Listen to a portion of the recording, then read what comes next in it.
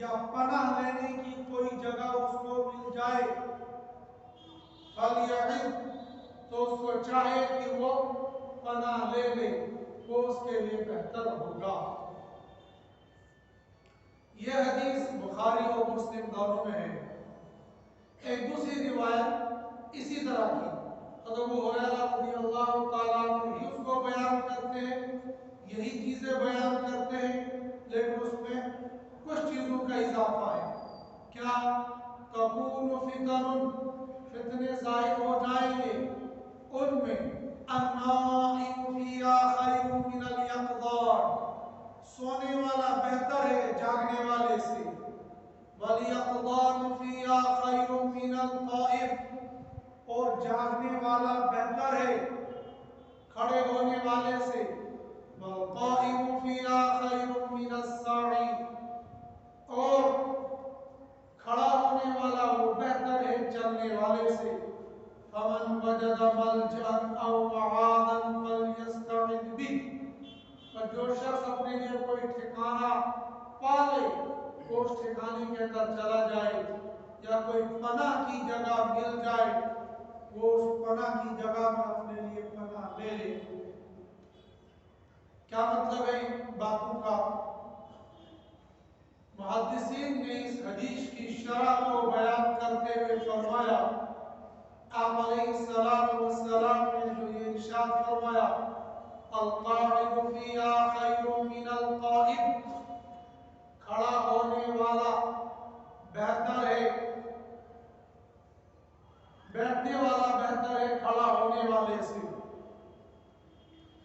عام طور پر بندہ جب کسی جگہ پر مخصوص مقام پر بیٹھا ہوا ہوگا تو دوسری جگہ پر جانے کی اس کو نوبت نہیں، اور جب جائے گا نہیں تو اس کو وہاں کے حالات بھی معلوم نہ ہوں گے، اور جب وہاں جائے گا تو ممکن ہے کوئی بات سن لے گا، کسی کا جواب بھی دے دے گا، اور جب جواب دے دے گا تو یقینی طور پر اس فتنے کے اندر پڑ جائے گا۔ بظاہر موجودہ حالات میں جو یہ بیان کیا گیا ہے، القاعد فیہا خیر من القائم، یہ بیٹھنے والا بہتر ہے کھڑا ہونے والے سے، جس دور میں اور آپ گزر رہے ہیں اس دور میں یہ بیٹھنے والا بھی فتنے سے محفوظ نہیں ہے۔ کیوں؟ اب فتنہ اس نے باہر تلاش نہیں کرنا ہے، فتنہ تو اس کی جیب میں پڑا ہوا ہے، فتنہ تو اس کی ہاتھ میں پڑا ہوا ہے، فتنہ تو اس کی بند کوٹڑی کے اندر پڑا ہوا ہے۔ یہاں پر مسلم کی یہ روایت جس میں فرمایا گیا النائم فیہا خیر من الیقظان، سونے والا جاگنے والے سے بہتر ہے۔ یہاں تو بیٹھا ہوا بھی فتنے میں، جاگنے والا بھی فتنے میں، بچنے کی یہ صورت بندہ سوتا رہے تو شاید فتنے سے بچ جائے گا۔ لیکن ابھی وہ دور نہیں آیا ہے کہ جس دور میں یہ صورتحال پیدا ہو جائے گی۔ ابھی میرے اور آپ کے پاس جو فتنے ہیں ان فتنوں میں ابھی الحمدللہ ایک بڑی تعداد ہے جو ان فتنوں سے بھی محفوظ ہیں۔ فتنے ان کے اندر ضرور ہیں لیکن بڑی تعداد ہے جو ان فتنوں سے محفوظ ہیں۔ گویا اگر وہ کھڑا ہونے والا یا بیٹھنے والا ہے تو بیٹھے ہوئے کھڑے ہوئے بھی اس فتنے سے بچ سکتا ہے۔ فتنہ بالکل ظاہر میں جو فتنے کا ہم ترجمہ کریں گے تشریح کریں گے وہ ہو جائے گی مٹھ بھیڑ، قتل و غارت گری، ایک دوسرے کو مارنا دھاڑنا، ایک فتنہ تو یہ ہے۔ دوسرا فتنہ ہے آزمائش، امتحان، ابتلا، اور یہ فتنہ ایمان والے کے ساتھ ہمیشہ ہوتا ہے۔ ایک بندہ دکان پر گیا اپنی ضروری چیز کو خریدنے کے لیے، سامنے دیکھا ایک خوبصورت لڑکی کاؤنٹر پر بیٹھی ہوئی ہے، اور اب تو سیلز مین بھی لڑکیاں ہیں، काउंटर पर भी लड़कियां हैं, पूरा मॉल लड़कियों से भरा हुआ है। बंदा जाएगा तो आंखें बंद करेगा, टक्कर खाएगा, आंखें बंद करेगा, माल ले नहीं सकता है। गोया इसके कदम कदम पर फितना है। ये जो इस वक्त इसके सामने फितना है, ये कत्ल गारतगरी का फितना नहीं है, ये किताब का फितना नहीं है, ये ईमान के लिए इसके लिए फितना है। आंख ने जो आंख के साथ टक्कर खा ली, तो अगर अंदर से नफ्स बेदार हो गया तो इसके दिमाग की गफलत वाली रील और शैतान वाली रील चलनी शुरू हो जाएगी। अब इसका दिमाग चीजों पर कम, औरत पर ज्यादा जाएगा। चीजों को कम सोचेगा, इस लड़की के बारे में ज्यादा सोचेगा। ये ईमान वाला बंदा फितने के अंदर पड़ गया। और अगर ये इसकी रील चलती रही, इसका फितना बढ़ता रहा, तो इसकी ईमान खतरे में पड़ जाएगा। और ईमान खतरे में पड़ जाएगा, इससे बड़ा फितना ही कोई नहीं। जान का फितना तो ये होगा, गोली लग जाएगी, मर जाएगा, तलवार से कट लगेगा, गर्दन कट जाएगी, और तीर आ जाएगा, सब खा के मर जाएगा, खत्म हो जाएगा, दुनिया इससे छूट जाएगी। लेकिन अगर आखिरत बरकरार रही तो इसका नुकसान नहीं होगा, इसने तो जाना ही था। लेकिन अगर इसकी आंख ने खता कर ली और फिर इसका दिमाग उस खता के ऊपर रिसर्च करने लगा और घूमने लगा, तो इसका ईमान खतरे में पड़ गया। ये आदमी फितने में पड़ गया, तो फितने में पड़ने के साथ साथ ये किसी दूर घाटी तक पहुंच सकता है। ये इस निगाह की इंतहा तक पहुंच सकता है।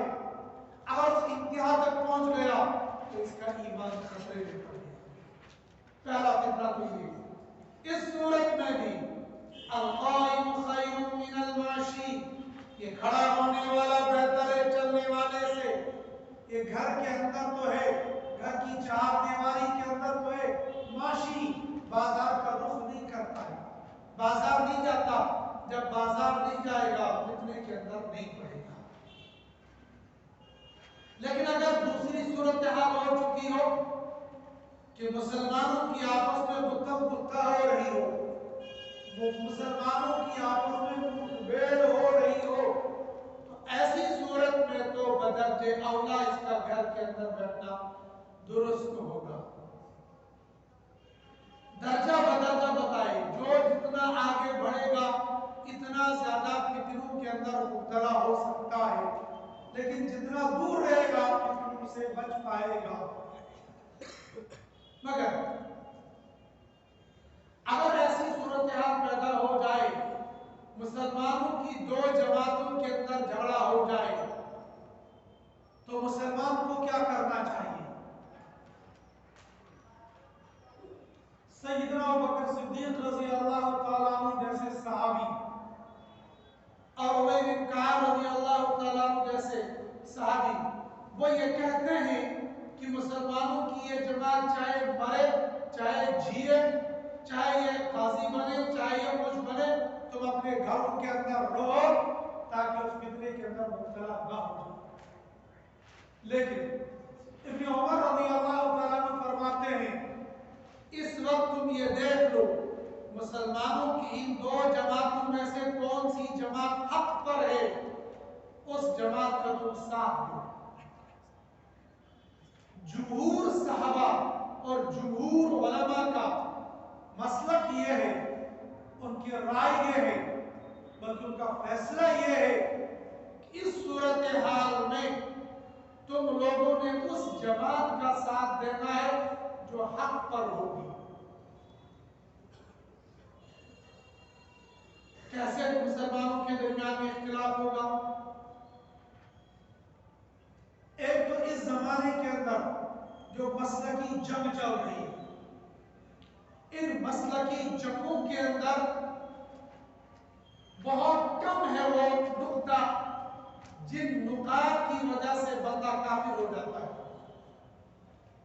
इक्का दुक्का जमातें वो है मुसलमानों के दरमियान में जिनसे बंदा काफिर हो जाता है। موٹی موٹی آئے گا. مثال بندہ قرآن کا انکار کر دے تو بندہ کافر ہو جائے گا. قرآن کا انکار کیسے کرے گا؟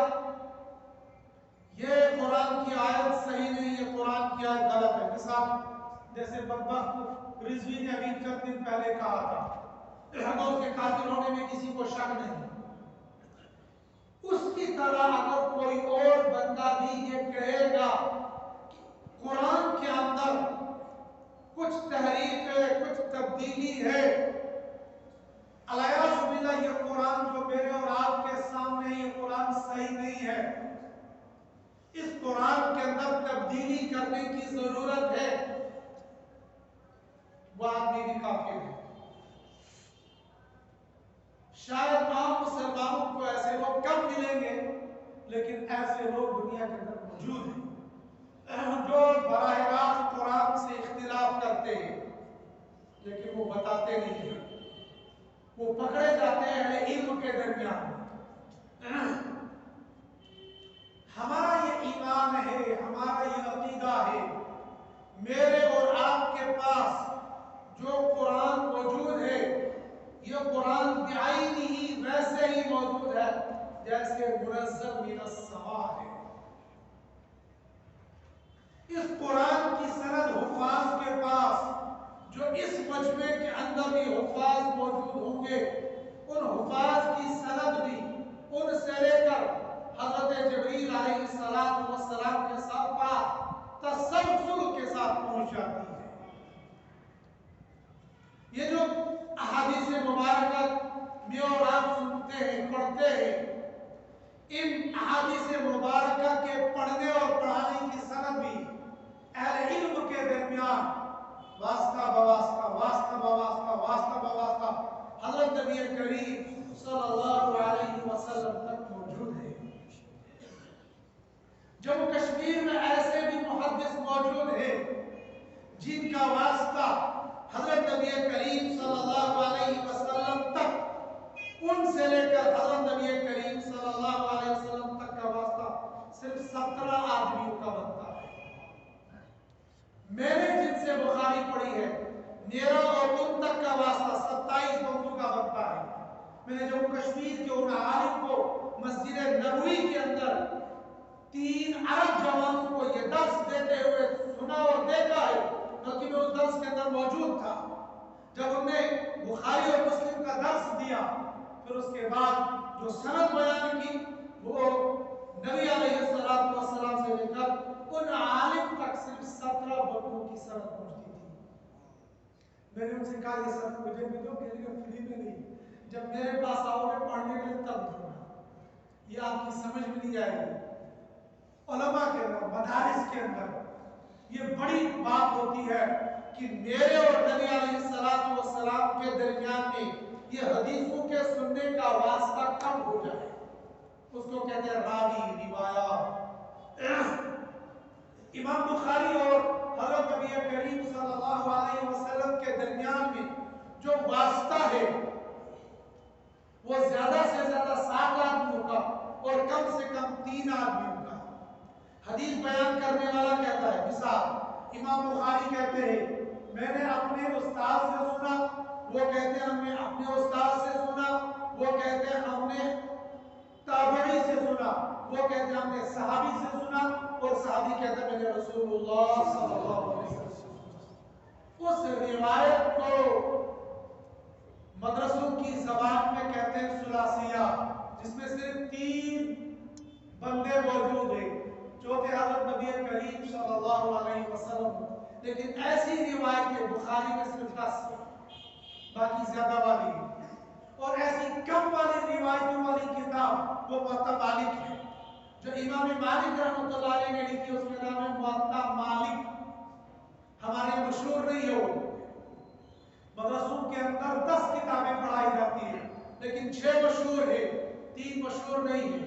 9 کتابیں پڑھائی جاتی ہیں، 9 پڑھائی جاتی ہے، 3 مشہور نہیں ہے، 6 مشہور ہے. موطا مالک، موطا محمد اور طحاوی، یہ 3 مشہور نہیں ہے، باقی 6 کتابیں مشہور ہیں. ان میں سے سب سے کم راوی جس کتاب کے اندر موجود ہے وہ ہے امام مالک رحمۃ اللہ علیہ کی کتاب موطا مالک، اس لیے کہ امام مالک طبع تابعین میں سے ہے، انہوں نے تابعین کو دیکھا، انہوں نے صحابی کو دیکھا، صحابی نے حضرت نبی کریم صلی اللہ علیہ وسلم کو دیکھا۔ یہ اللہ کی شان ہوتی ہے، وَتُعِزُّ مَن تَشَاءُ وَتُذِلُّ مَن تَشَاءُ، جس کو بلند کرنا چاہیں گے بلند کریں گے، جس کو نیچا کرنا چاہیں گے نیچے کریں گے۔ امام مالک رحمۃ اللہ علیہ یہ مدینہ میں پیدا ہوئے، مدینہ منورہ میں انہوں نے علم حاصل کیا، مدینہ منورہ میں درس دیا، ساری زندگی میں اپنی پوری زندگی کے اندر مدینہ منورہ سے باہر صرف ایک مرتبہ نکلے، وہ تب جب ان کے اوپر حج فرض ہو گیا تھا، اس کے علاوہ ساری زندگی مدینہ منورہ سے باہر نہیں نکلے۔ جب قضائے حاجت کے لیے ان کو جانا ہوتا تھا، پیشاب پاخانے کے لیے، مدینہ منورہ کا ادب و احترام اتنا تھا کہ حدود حرم وہاں چاروں طرف سے باؤنڈری بنی ہے، حد الحرم حد الحرم، چاروں طرف سے پلر لگے ہوئے، اوپر لکھا ہوا ہے یہ حدود حرم ہے۔ وہ اس حدود حرم سے 2 قدم باہر جاتے تھے قضائے حاجت کے لیے، قضائے حاجت پوری کرتے فوراً واپس آتے تھے حدود حرم کے۔ ایسا کیوں کرتے تھے؟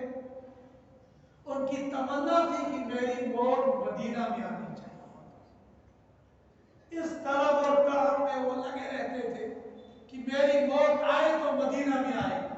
ادھر سے شوق تھا کہ میں حرم بھی جاؤں، میں عمرہ کرنے جاؤں، حرم کی 1 لاکھ نمازیں ہیں وہ بھی مجھے مل جائے، مدینہ منورہ میں 50,000 نمازوں کا ثواب ہے یہ مجھے مل رہا ہے، لیکن وہ بھی مجھے ملنا چاہیے تھا۔ لیکن اگر ادھر چلا گیا، اگر موت آ گئی تو موت مدینہ سے باہر آ جائے گی۔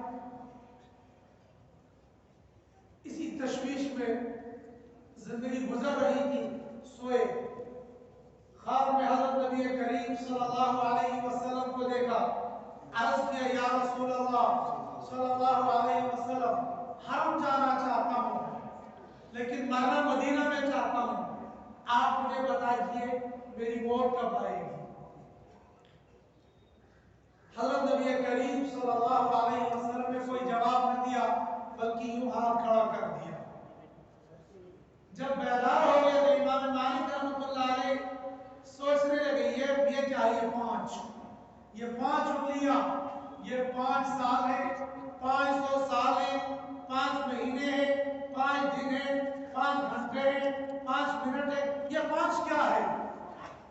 قرآن نے کہا وَفَوْقَ كُلِّ ذِي عِلْمٍ عَلِيمٍ، ہر جاننے والے کے اوپر ایک جاننے والا ہوتا ہے۔ امام مالک وقت کا امام ہے، وقت کا محدث ہے اور وقت کا فقیہ بھی ہے، وقت کا امام بھی ہے، وقت کا محدث بھی ہے، وقت کا فقیہ ہے، اور پوری دنیا کے اندر آپ کے فقہ کا مسلک بھی چلا، لیکن خواب کی تعبیر سمجھ میں نہیں آ رہی ہے۔ اسی کو قرآن نے کہا وَفَوْقَ كُلِّ ذِي عِلْمٍ عَلِيمٍ، ہر جاننے والے کے اوپر ایک جاننے والا ہوتا ہے۔ اس زمانے کے اندر ایک آدمی کے ابن سیرین رحمۃ اللہ علیہ جو خوابوں کی تعبیر بتایا کرتے تھے، خوابوں کی تعبیر کا بھی ایک علم ہے، فن ہے، ہر بندہ خوابوں کی تعبیر نہیں بتا سکتا ہے، ہر عالم خوابوں کی تعبیر نہیں بتا سکتا ہے۔ پتا ہے خواب کی تعبیر کیا تھی؟ امام مالک سمجھ نہیں پائے یہ ہے کیا، حالانکہ خواب کی تعبیر بالکل سامنے تھی لیکن ذہن میں نہیں آئی۔ ابن سیرین کے پاس بندہ بھیجا، مجھے بتاؤ یہ 5 سال ہے، 5 مہینے، 5 دن ہے، 5 گھنٹے، یہ ہے کیا؟ ابن سیرین نے جواب دیا نہ یہ 5 سال ہے، نہ یہ 5 مہینے ہے، نہ یہ 5 دن ہے، نہ یہ 5 گھنٹے ہے، نہ یہ 5 منٹ، کچھ بھی نہیں ہے کیا؟ کہ یہ اللہ کا قرآن ہے، اللہ کو قرآن۔ اللہ کہتا ہے ان اللہ عنده علم الساعة وينزل الغيث ويعلم ما في الارحام وما تدري نفس ماذا تكسب غدا وما تدري نفس بأي أرض تموت۔ اللہ کے علاوہ 5 باتوں کو، 5 کاموں کو کوئی نہیں جانتا، ان میں سے 5 کی بات یہ وما تدري نفس بِأَيِّ أَرْضٍ تَمُوتُ، کوئی بندہ نہیں جانتا میری موت کون سی زمین میں آنے والی ہے۔ مالک، امام مالک، حضرت نبی کریم صلی اللہ علیہ وسلم فرما رہے ہیں مجھے بھی معلوم نہیں ہے تیری موت کہاں آنے والی ہے، مکہ میں آنے والی ہے یا مدینہ میں آنے والی ہے، کب آنے والی ہے مجھے بھی نہیں معلوم ہے۔ او اس سے کہ آگے کی سنو، اس سے آگے کی سنو، جب حضرت نبی کریم صلی اللہ علیہ وسلم کے جانثار صحابہ کو مکہ والے مارتے تھے، پیٹتے تھے، ستاتے تھے، آپ نے فرمایا میرے صحابہ مکہ کو چھوڑ کر نکل جاؤ۔ چنانچہ ایک جماعت نے حبشہ کی طرف ہجرت کی، پھر دوسری نے، پھر تیسری نے، پھر حبشہ سے واپس آ گئی۔ پھر آپ نے فرمایا مدینہ کی طرف ہجرت کرو۔ چنانچہ صحابہ نے مدینہ کی طرف ہجرت کرنی شروع کر دی۔ ایک ایک کر کے، ایک ایک کر کے، ایک ایک کر کے تقریباً تمام صحابہ مکہ سے نکل گئے، تشریف لائے۔ خیر الخلائق بعد الانبیاء بالتحقیق امیر المومنین ابی بکر الصدیق رضی اللہ تعالی عنہ، یا رسول اللہ صلی اللہ علیہ وسلم مجھے بھی اجازت دیجئے، میں بھی مدینہ کی طرف ہجرت کرنا چاہتا ہوں۔ آپ نے فرمایا ابو بکر رک جاؤ، ممکن ہے مجھے بھی ہجرت کی اجازت مل جائے، میں اور تم اکٹھے ہجرت کریں گے۔ کچھ سمجھے یہ کہ حضرت نبی کریم صلی اللہ علیہ وسلم سفر میں اگر کرنا چاہتے ہیں تو ابو بکر کے ساتھ، مال اگر کسی کا استعمال کیا تو ابو بکر کا، ساتھ اگر کسی کرے تو ابو بکر کے، سفر ہو یا حضر، مقام ہو تو ابو بکر، سفر ہو تو ابو بکر۔ چنانچہ جب سارے صحابہ نکل گئے پھر تین اللہ کے بندے مکہ مکرمہ میں رہے، ایک سرکار دو عالم صلی اللہ علیہ وسلم، دوسرے سیدنا ابوبکر صدیق رضی اللہ تعالی عنہ، تیسرے علی کرم اللہ وجہہ۔ تین اللہ کے بندے یہاں پر رہے۔ جب ہجرت کا وقت آ گیا، جب اشارہ مل گیا، ابوبکر صدیق کو جب اشارہ مل گیا، وہ کہتے نا دبن پنس امیر صاحب کا منشا پرزنا، بڑوں کی منشا پہچاننی چاہیے۔ ابوبکر صدیق رضی اللہ تعالیٰ عنہ سے زیادہ نبی کی منشا کو پہچاننے والا تمام صحابہ میں کوئی نہیں تھا۔ ابوبکر صدیق سمجھ گئے یہ خالص تمنا نہیں کی جا رہی ہے بلکہ میرے آرڈر دی گئی ہے، اب مجھے نبی کے ساتھ ہی سفر کرنا ہے، لہذا جب نبی کے ساتھ سفر کرنا ہے تو سفر کی تمام تیاری بھی مجھے کرنی چاہیے۔ چنانچہ نے 2 اونٹنیاں خریدی، حکم آ گیا یا رسول اللہ صلی اللہ علیہ وسلم سفر کی تیاری کر دیجیے۔ این دوپہر کا وقت تھا، حضرت نبی کریم صلی اللہ علیہ وسلم سیدنا ابوبکر صدیق رضی اللہ تعالیٰ عنہ کی گھر کی طرف تشریف لائے۔ ابوبکر صدیق رضی اللہ تعالیٰ عنہ نے دیکھا کہ خلاف معمول دوپہر میں آپ تشریف لائے، ضرور کوئی اہم پیغام ہے۔ چنانچہ ابوبکر صدیق رضی اللہ عنہ استقبال کے لیے آگے نکلے۔ جب آپ گھر پر تشریف لائے فرمایا ابو بکر ہجرت کا حکم مل چکا ہے، لہذا سفر کی تیاری کرو۔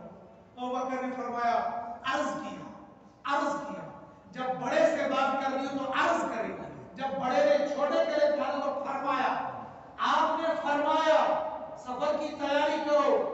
صدیق اکبر نے عرض کیا یا رسول اللہ صلی اللہ علیہ وسلم میں سفر کی تیاری کر چکا ہوں اور 2 اونٹنیاں بھی تیار کر چکا ہوں۔ آپ نے فرمایا بارک اللہ ماشاء اللہ، آج رات یہاں سے نکلنا ہے، تیاری ہو چکی ہے۔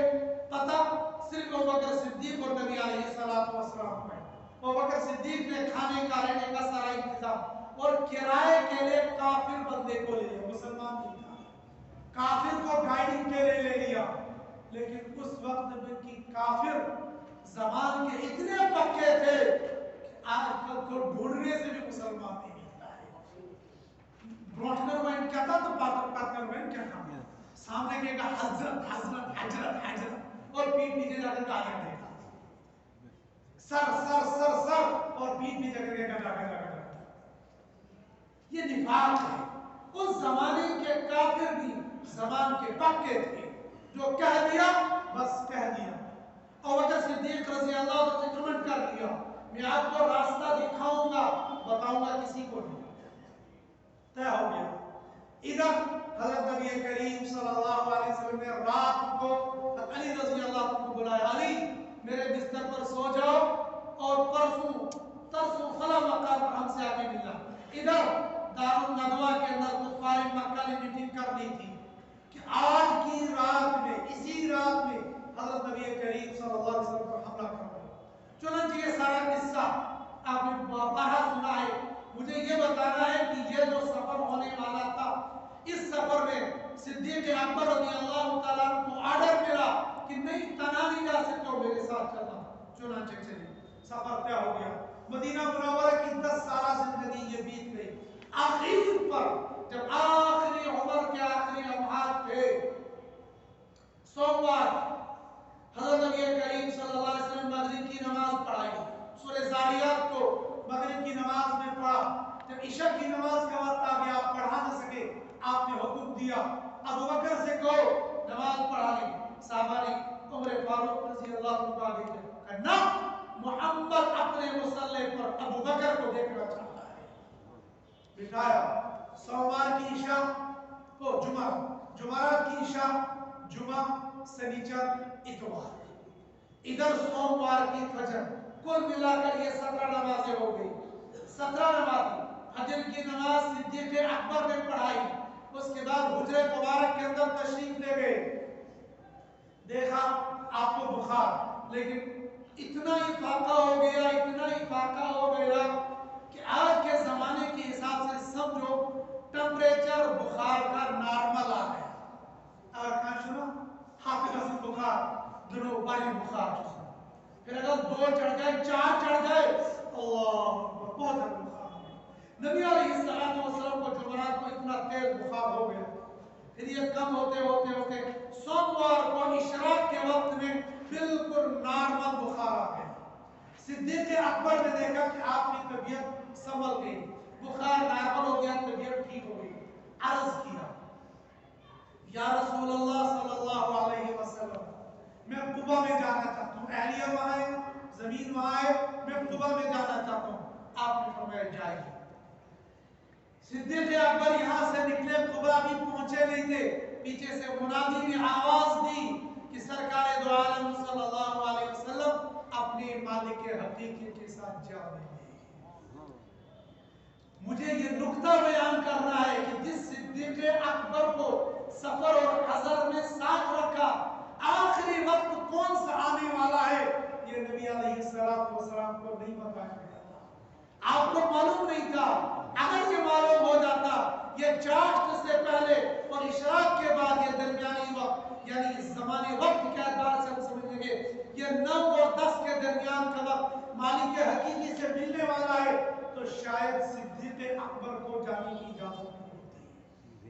किसी को मालूम नहीं है किसकी मौत कहां पर और किस वक्त आने वाली है। इमाम मालिक रहमतुल्लाह अलैहि को भी मालूम है, इसलिए नबी अलैहिस्सलाम ने फरमाया नहीं मालूम है, अल्लाह को मालूम है। वो जिन लोगों ने यह हदीसों को इतना तरतीब दे दिया, वो उनका नबी अलैहिस्सलाम तक का वास्ता, कुरान जो मुझ तक और आप तक पहुंचाए, इसका बराह रास्त वास्ता।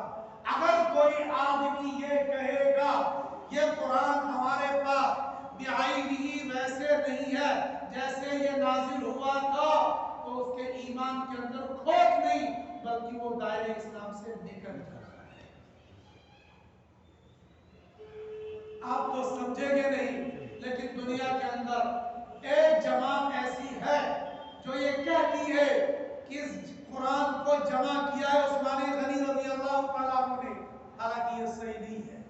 कुरान करीम को जमा किया सिद्दीक अकबर ने, लेकिन वो सिद्दीक अकबर को भी नहीं मानता, वो सिद्दीक अकबर को भी नहीं मानता, वो उमर फारूक को भी नहीं मानता, वो उस्मान गनी को भी नहीं मानता। लिहाजा वो कहते हैं कुरान की तरतीब ही सही है। कुरान करीम को अव्वल मरहला में सिद्दीक़ अकबर रज़ियल्लाहु ताला ने जमा किया और जमा करने के बाद एक नुस्खा वहां पर तैयार किया, लेकिन एक ही नुस्खा बन पाया, दूसरा नुस्खा नहीं हुआ। जब उस्मान गनी रज़ियल्लाहु ताला अन्हु का दौर आ गया तो उस्मान गनी ने इस कुरान करीम को एक नुकुश पर नहीं बल्कि कुरान करीम जिन 7 क़िरातों के अंदर नाज़िल हुआ था उन 7 क़िरातों में इसको लिखवाया और 7 सहीफे इसके बना दिए। इसीलिए हमारे पास जो आता है उसको कहता है सहीफे उस्मानी, उस्मानी रस्मुल खत। आपको समझ में नहीं आया, लेकिन जो लोग हरम मोहतरम गए हैं, हरम मोहतरम के अंदर देखेंगे कि अगर आप वहां पर कुरान लोगे आपको वो कुरान पढ़ने नहीं आएगा, इसलिए कि वहां पर अजमी रस्मुल खत में नहीं है, वो अरबी रस्मुल खत में है। और कभी कभी वो आपने यकूनु, कहीं पर कुरान में लिखा होगा तकूनु, कहीं यकूनु, कहीं लिखा हुआ सयकूनु, वो रस्मुल खत है। हमारे यहाँ तो डोगरी के अंदर जीम को जा पढ़ते हैं या जा पढ़ लेते हैं, और हिंदुस्तान के अंदर बहुत सारे लोग, लेकिन ये हमारी जबान का फर्क है। अरब में बाज़ कबाइल ऐसे हैं जैसे मिस्री है, मिस्री लोग वो जीम को भी खैर नहीं पढ़ लेते हैं, या इसी तरीके से इराक के लोग उनके अरबी में भी अल्फाज के अंदर पढ़ेंगे तो वो खैर को खैर नहीं, लेकिन अदायगी उनकी वो नहीं होगी जो हम अदा करते। इस तरीके से कुरान 7 रस्मुल खत में लिखा गया, इसलिए वही कुरान मशहूर हो गया कि ये वो कुरान है जो उस्मान गनी ने जमा किया, लेकिन असल इसको जमा किया सैयदना अबू बकर सिद्दीक़ रज़ियल्लाहु ताला अन्हु ने। अगर कोई आदमी इस बात का इनकार करेगा कि ये कुरान सही नहीं है, ये वो फितने होंगे जिन फितरों की वजह से बंदा ईमान से निकल जाएगा, और इन फितरों के अंदर जब आपसी इख्तिलाफ बढ़ जाता है तो पिछले हफ्ते की हदीस शायद ज़हन होगी, युस्बिहुर रजुलु मुमिना व युमसी काफिरा, युमसी मुमिना युस्बिहु काफिरा।